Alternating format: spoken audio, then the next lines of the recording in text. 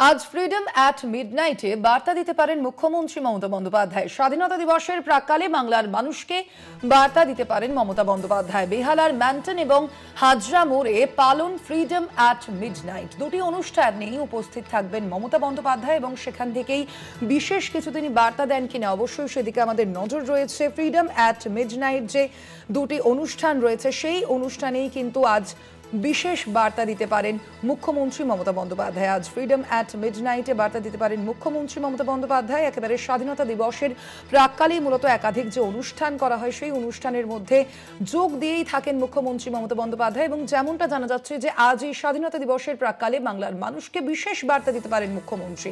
বেহালার Manton এবং হাজরা মোড়ে পালন ফ্রিডম অ্যাট মিডনাইট। আমরা দেখেছি ইতিমধ্যেই মুখ্যমন্ত্রী মমতা বন্দ্যোপাধ্যায় ভিন রাজ্যে যে বাঙালিদের উপর যে অত্যাচার হচ্ছে, হেনস্থার শিকার হচ্ছে বাঙালিরা, যেই অভিযোগ উঠেছে সেই অভিযোগের প্রেক্ষিতে মুখ্যমন্ত্রী মমতা বন্দ্যোপাধ্যায় তিনি সরব হয়েছেন।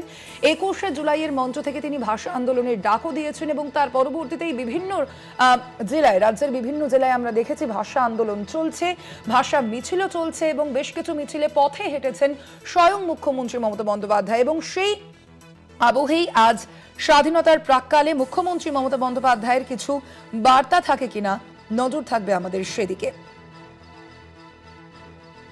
এই দুটি কর্মসূচিতে যোগ দেওয়ার কথা রয়েছে মুখ্যমন্ত্রী মমতা বন্দ্যোপাধ্যায়ের এবং যেমনটা জানা যাচ্ছে প্রথমে তিনি বেহালায় যাবেন এবং তারপরে তিনি সেখানেই যোগ দিয়ে বক্তৃতা করবেন তিনি, এমনটাই জানা যাচ্ছে এবং তারপর তার গন্তব্য হাজরা মোড়। সেখানেও স্বাধীনতা দিবসের কর্মসূচি রয়েছে এবং সেখান থেকেই কিছু বার্তা দেন কিনা মুখ্যমন্ত্রী মমতা বন্দ্যোপাধ্যায় নজর থাকবে আমাদের সেদিকে। আজ এই দুটো কর্মসূচিতেই উপস্থিত থাকবেন মুখ্যমন্ত্রী মমতা বন্দ্যোপাধ্যায় এবং সেখান থেকেই সাধারণ মানুষের জন্য কি বার্তা থাকে মুখ্যমন্ত্রীর নজর থাকবে আমাদের সেদিকে।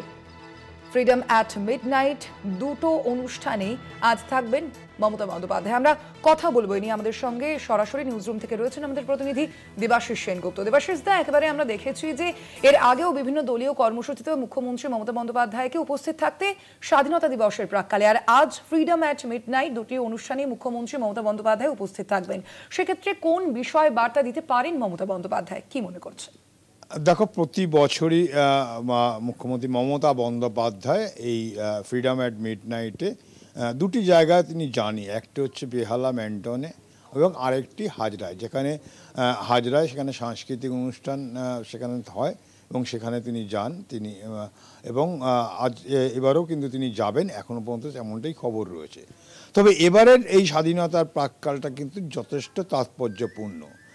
যখন সারা দেশ জুড়ে বিজেপি শাসিত রাজ্যে বাংলা ভাষায় কথা বললেই তাদের উপর বিভিন্নভাবে নেমে আসছে অত্যাচার, বিভিন্নভাবে তাদের কাছে সমস্ত কাগজপত্র থাকা সত্ত্বেও বাঙালিদের উপর, বিশেষত বাঙালিদের উপর যেভাবে আক্রমণ হচ্ছে মূলত বিজেপি শাসিত রাজ্যগুলোতে, তা নিয়ে কিন্তু চিন্তিত মুখ্যমন্ত্রী একাধিকবার তিনি প্রতিবাদ জানিয়েছেন, তার দল প্রতিবাদ জানিয়েছে, সারা দেশ জুড়ে প্রতিবাদ জানানো হচ্ছে এবং বাংলা ভাষায় কথা বললেই তাদের বিদেশি বাংলাদেশি বলে আখ্যা দেওয়া হচ্ছে। কেবল তাই নয়, দিল্লি পুলিশ রাজ্যে সেখানে কিন্তু স্পষ্টভাবে তিনি জানিয়েছেন বঙ্গভবনে, দিল্লির বঙ্গভবনে যেখানে বঙ্গভবন রয়েছে সেখানে জানতে চেয়েছে একটি বিশেষ করে বাংলাদেশি ভাষা, বাংলা ভাষার চিঠিকে বলা হয়েছে বাংলাদেশি ভাষা।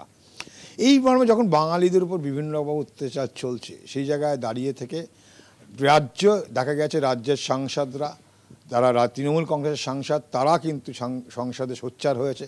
কেবল তাই নয়, দেশ জুড়ে যখন প্রতিবাদের বাতাবরণ তৈরি হয়েছে সেই জায়গায় দাঁড়িয়ে আমরা কয়েকদিন আগেই দেখেছি সমস্ত রাজনৈতিক বিরোধী সাংসদরা প্রায় 300 জনের বেশি তারা রাস্তায় নেমেছিল, তারা নির্বাচন কমিশনের কাছে যাবে এসআইআর নিয়ে।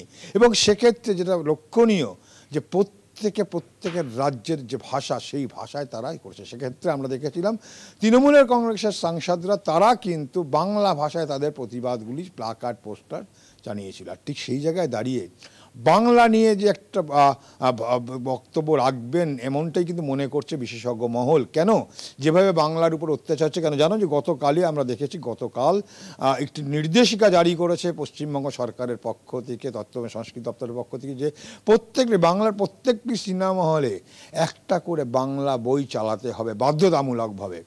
তার মানে বাংলা ভাষা নিয়ে যখন যখন বিজেপি শাসিত সরকার যখন বিভিন্ন বিজেপি রাজ্যগুলো যখন বিভিন্নভাবে আক্রমণ করছে, বাংলার উপর বিভিন্ন ক্ষেত্রে বঞ্চনা আছে, বাংলার যে বিভিন্ন প্রকল্প আছে সেই কেন্দ্র রাজ্য যুক্তের যে প্রকল্পগুলো আছে সেই প্রকল্পের টাকা বন্ধ করে দেওয়া হচ্ছে।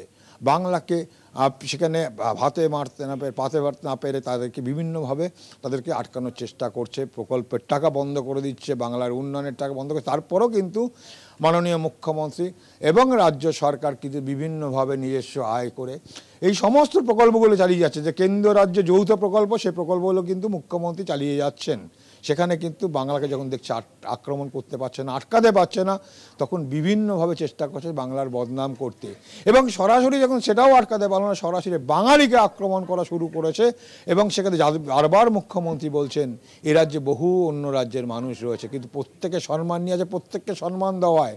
কিন্তু সেই বাংলার মানুষ যখন বাংলার স্কিল্ড লেবার, যখন দক্ষ শ্রমিক যখন বাইরে যাচ্ছে তাদেরকে নিয়ে যাচ্ছে, সেখানে নিয়ে বাংলা ভাষায় কথা বললেই তাদের মধ্যে আক্রমণ হচ্ছে।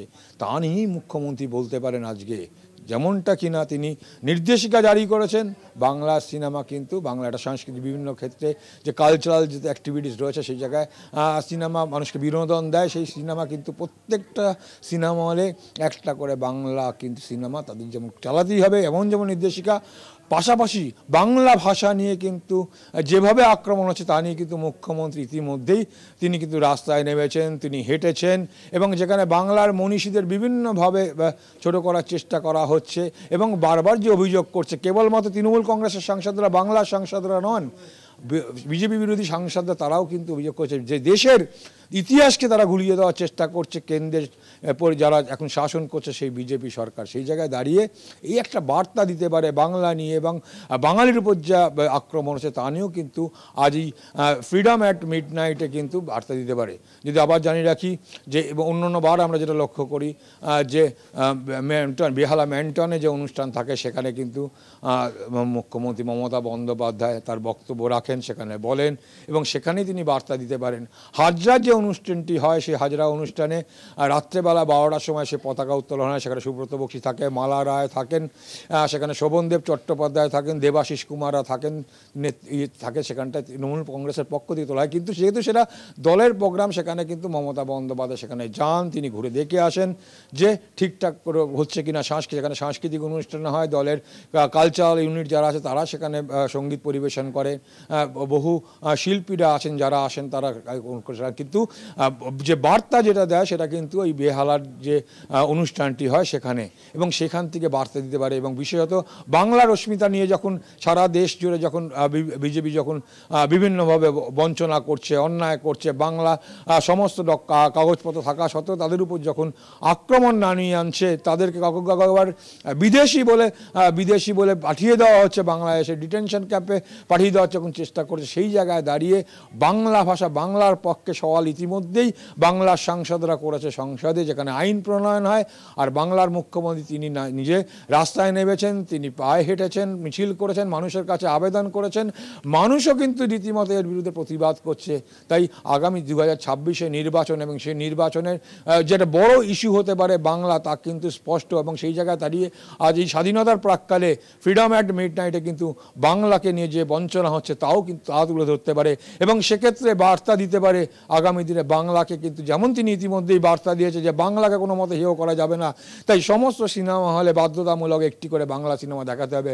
অর্থাৎ বাংলায় যারা রয়েছে সমস্ত ভাষাকে কিন্তু বাংলা সম্মান করে, তাদের সম্মান দেয়। পাশাপাশি বাংলা ভাষাকে কিন্তু বঞ্চনা করলে বা বাংলাকে কোনো রকমভাবে ছোট করার চেষ্টা করলে তা যে পশ্চিমবঙ্গ সরকার যে বরদাস্ত করবে না, মুখ্যমন্ত্রীর এর আগের বার্তা থেকে তা স্পষ্ট হয়েছে, তা কিন্তু আবারও বার্তা দিতে পারেন, এমনটাই মনে করছে বিশেষজ্ঞ মহল।